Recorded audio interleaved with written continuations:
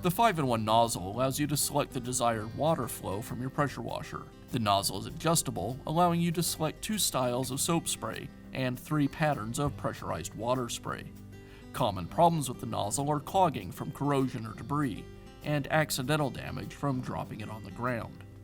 Replacing the 5-in-1 nozzle is a repair that you can do yourself, and I'm going to show you how. I'll begin by removing the old nozzle from the wand. To do that, I just pull the quick connect coupling back and the nozzle will come free. Now I can install the new nozzle. It's a good idea to put a little bit of grease on the nozzle's coupler. The grease will help prevent corrosion and make it easier to install and remove the nozzle.